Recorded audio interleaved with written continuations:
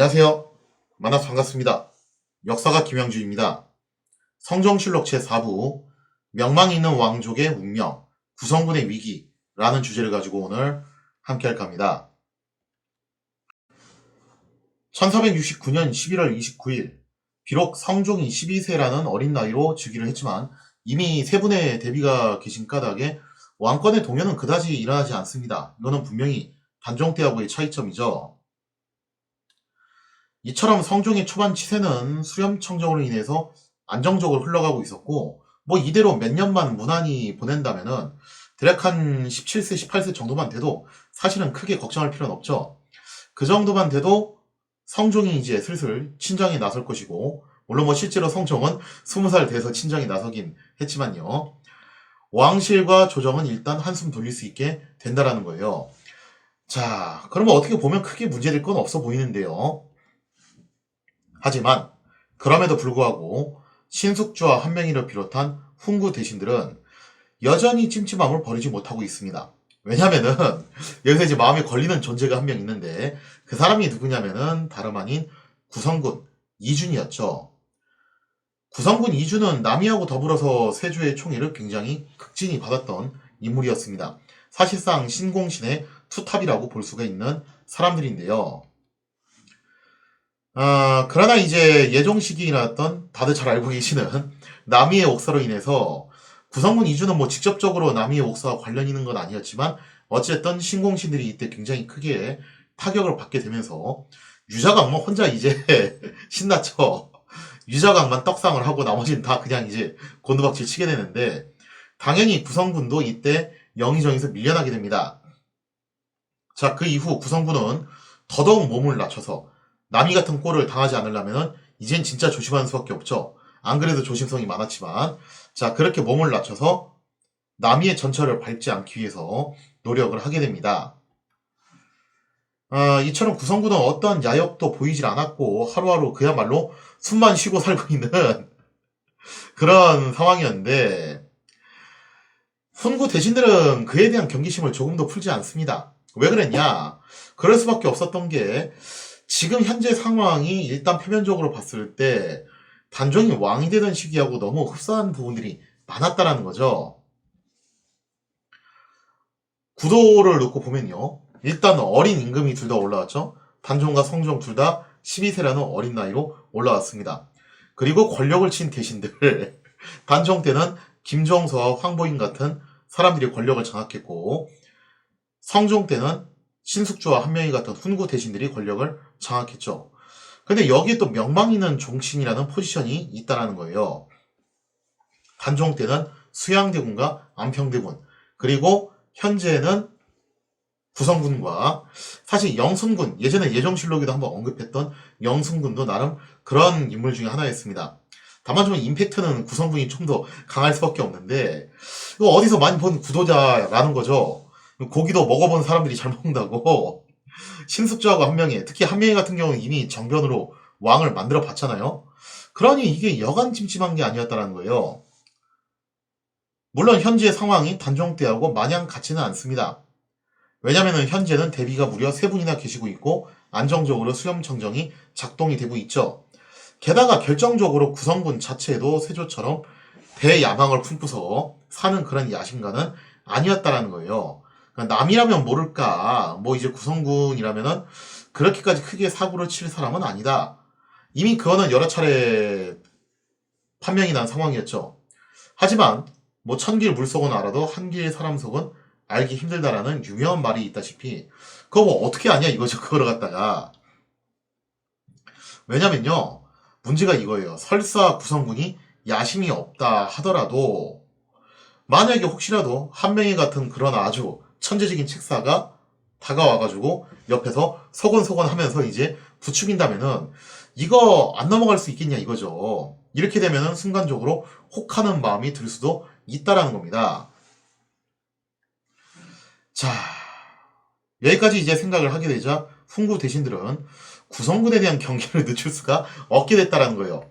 자기들이 해봐서 잘 알아요. 그래서 구성군이 어쨌든 간에 위험 요소가 나름대로 된다는 것을 훈구 대신들은 너무도 이제 피부로 잘 느끼고 있었다는 거죠. 자, 그래서 이제 이게 뭐 어쩔 수 없는 것 같은데 이렇게 어린 임금이 올라오게 되면은 명망 있는 종친의 운명이라는 것은 이렇게 끊임없이 견제받고 의심받는 그런 운명이 아닐까라는 생각이 듭니다.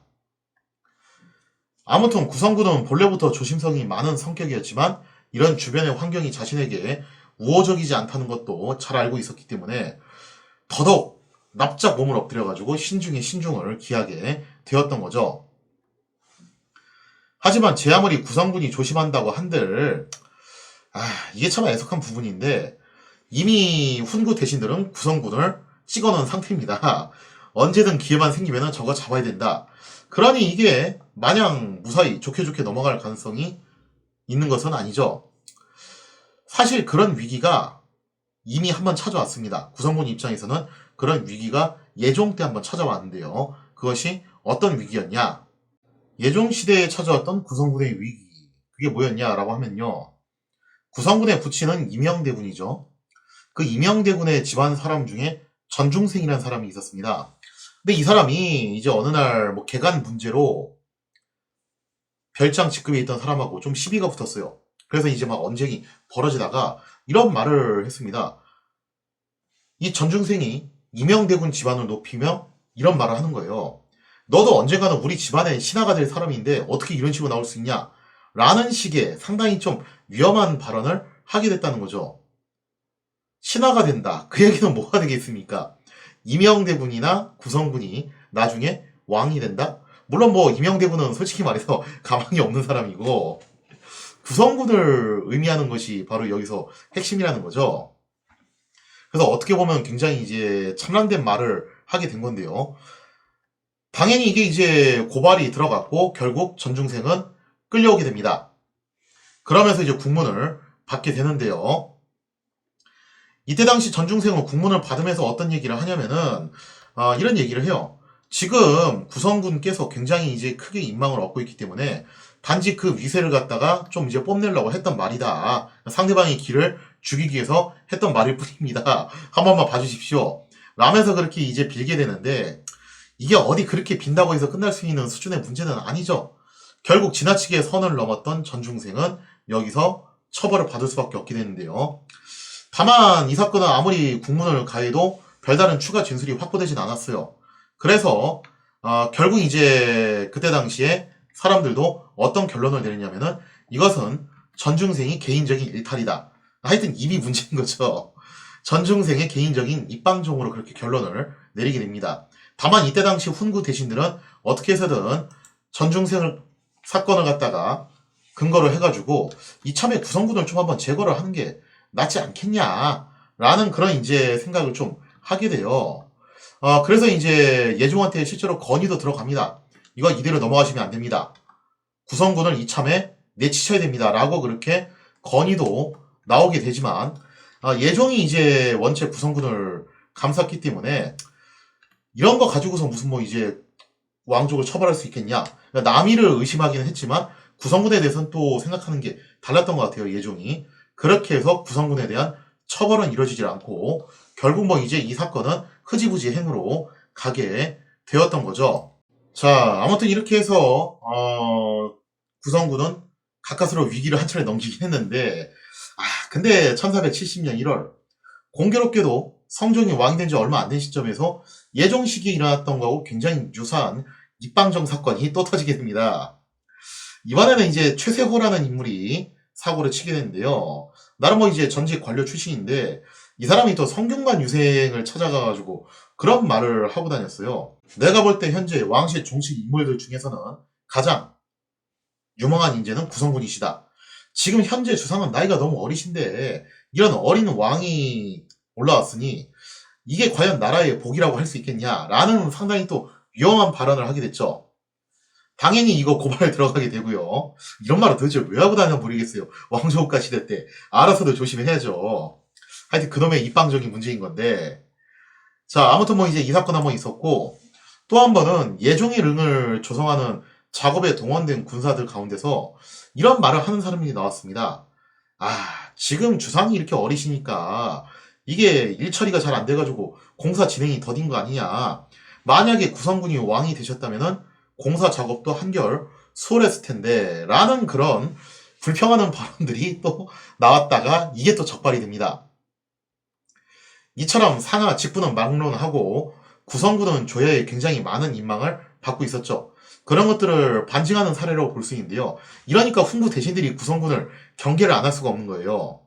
더군다나 현재 성종이 어쨌든 어린 탓에 성종은 좀 다소 억울한 게 성종의 능력을 갖고서 평가를 받는 게 아니라 그냥 어리다는 이유로 이제 계속 이런 말들이 나오게 된 거니까요. 어쨌든 그런 탓의 인망은 더더욱 구성군에게 쏠리고 있는 그런 실정이었습니다. 물론 이 난원 사건들은 구성군의 본의하고는 아무런 관련이 없죠. 구성군 입장에서 정말 억울할 거예요. 근데 어쨌든 이건 건수고 이런 건수를 놓칠 훈구 대신들이 아니었죠. 훈구 대신들은 이번에야말로 확실하게 구성군을 보내버린다라고 그렇게 이제 다짐을 하고 구성군에 대한 가열찬 탄핵 작업에 들어가게 되었습니다. 자, 물론 정양호 윤씨는 같은 왕실 종친으로서 구성군에 대해서 좀 동정심이 들었을 거예요. 더군다나 자기 남편이었던 세조가 그토록 총애했던 사람이었는데, 그리고 엄밀히 말하면 구성군은 딱히 잘못한 게 없잖아요. 자기는 진짜 가만히 조용히 있었을 뿐인데 자꾸 자기랑 상관없는 사람들이 입방정을 떠는 바람에 그 구설수에 올라가지고 본인이 이렇게 피보는 상황인데 억울하죠, 솔직히 말하면은. 그래서 웬만하면 같은 왕실 종친으로서 로얄 패밀리니까 좋은 게 좋은 거라고 웬만하면 구성군을 갖다 건드리지 말고 그냥 좀 놔뒀으면 하는 생각도 있었을 거예요. 자, 그래서 이제 정양호 윤씨는 구성군을 옹호를 해줬는데, 하지만 훈구 대신들은 이번 기회에 확실하게 구성군을 보낼 작정이었습니다. 역시 한치도 물러서질 않고 탄핵을 밀어붙이게 되었던 거죠. 근데 훈구 대신들도 좀 그런 건 있어요. 아무리 그래도 그렇지 이 명망 있는 왕실 종친을 처벌을 하는데 뭔가 좀 더 명확한 근거가 있어야 될 필요는 있겠죠. 그래서 이 건수 가지고서 하기에는 좀 그렇고, 자, 그래서 이제 훈구 대신들이 끌어들인 것이 뭐였냐면은 구성군이 세조 때 엮였던 추문이었습니다. 나름의 이제 성추문이 하나 엮인 게 있었는데 과연 그것은 또 무엇인가? 세조가 아직 수양대군이었던 시절에 후첩으로 들인 박씨 여인이 2명이 있었습니다. 사실 세조는 거의 조강지처였던 정영우, 윤씨만 바라보고 살았지만 그래도 어쨌든 이제 왕족인 만큼 측시를 2명 정도 들였었는데, 물론 이 사람들은 나중에 세조가 왕이 되자 후궁의 반열에 오르게 되죠. 그 중에 한 명이 근빈 박씨고 나머지 한 명이 역시 또 이제 박씨 소용이 되었습니다. 이 근빈 박씨 같은 경우가 나중에 참 진짜 기구한 운명을 맞이하게 되는데요. 연산군 때까지 살아요. 그래도 연산군 때 정말 못 볼 거로 보게 되는데, 연산군이 술만 먹으면 이제 춤을 좀 췄어요. 근데 자기만 춤을 춘 게 아니라 억지로 이제 왕실 사람들한테 춤을 추라고 그렇게 이제 갑질 횡포 강요를 하게 됐죠. 근빈 박씨가 세조 때 후궁이 이때 나이가 얼마나 많았겠어요. 근데 그 고령의 근빈 박씨한테 강제로 춤을 추게끔 하는 그런 이제 어떻게 보면 상당히 좀 패륜스러운 행동을 하게 됩니다. 그래서 근빈 박씨도 이때 살기 위해서 그냥 어쩔 수 없이 춤을 췄을 텐데, 아무튼 지금 문제가 되는 것은 근빈 박씨가 아니고 소용 박씨인데요. 그 소용 박씨가 어떤 문제를 일으키게 되냐? 불행히도 소용 박씨가 아들을 하나 낳긴 했는데 그 아들이 일찍 요절을 합니다. 한 5살 때 세상을 뜨게 돼요. 그런데다가 세조 또한 조강지처 외에는 별다른 관심을 두질 않았기 때문에 가뜩이나 이제 아들도 기껏 나왔는데 일찍 떠나보내고, 그러다 보니 이제 관심 밖으로 밀려날 수밖에 없겠죠, 소용 박씨는. 그래서 결국에는 이제 찬밥 신세가 되고 말았는데요. 그러던 중 어느 날 우연찮게 이 소용 박씨가 궁에 이제 들어왔던 구성군을 보게 됩니다. 그러면서 그만 마음이 뺏기게 되는 거죠. 콩닥콩닥 뛰면서. 그렇게 되면서 급기야 구성군에게 절절한 연애 편지를 보내는 엄청난 일을 저지르게 됐습니다. 엄연한 불륜이죠. 더군다나 이 시대에 왕실에서 이런 일을 저질렀다는 거는 그냥 날 잡아 잡수쇼 그런 수준의 이야기인데요. 물론 이 경악할 만한 편지를 받아본 구성군답게 재빠르게 이제 이것을 처리를 합니다. 당장 이제 입건을 해가지고 자진 신고를 하게 돼요. 세조는 당연히 화가 났죠. 그래서 소영 박씨하고 편지를 전달한 내시를 처단을 해버리고 둘 다 이제 결국 여기서 세상을 뜨게 되죠.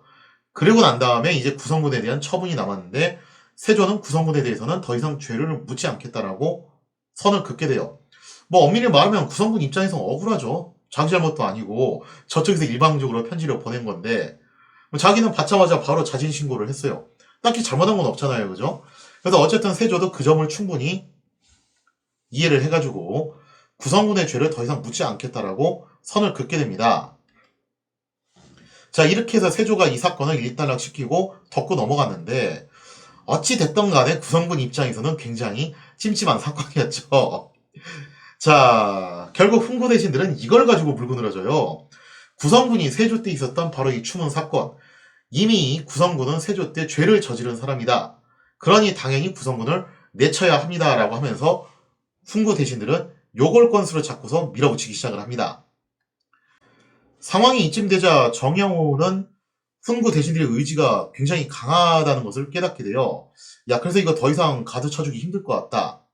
그리고 무엇보다도 정말로 구성군의 목숨을 보존하고자 한다면은 이거 이렇게 버티다가 구성군이 더 크게 다칠 수도 있다. 차라리 그냥 훈구 대신들이 요구한 대로 유배 선에서 합의를 보는 게 낫지 않겠냐라는 판단을 또 내리게 됩니다. 자, 그래서 사료를 놓고 보면 이런 얘기가 나와 있죠.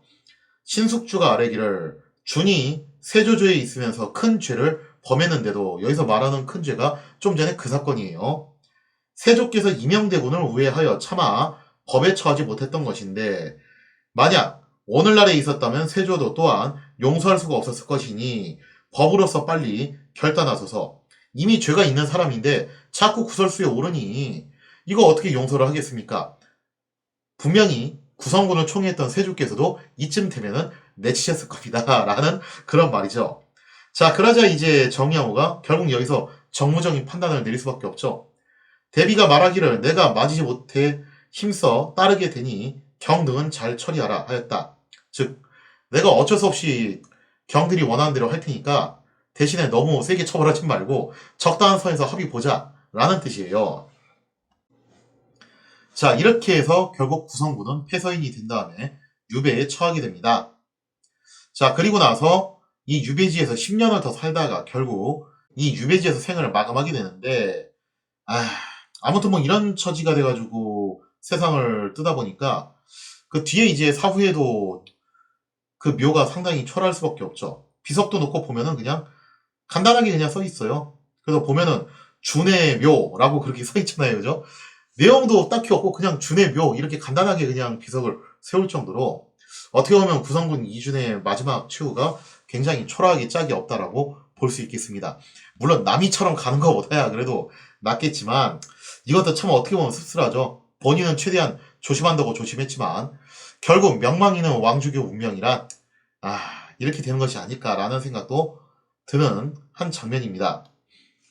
자, 이렇게 해서 구성군 이준을 제거한 훈구파. 이제 진짜 뭐 적수가 없죠.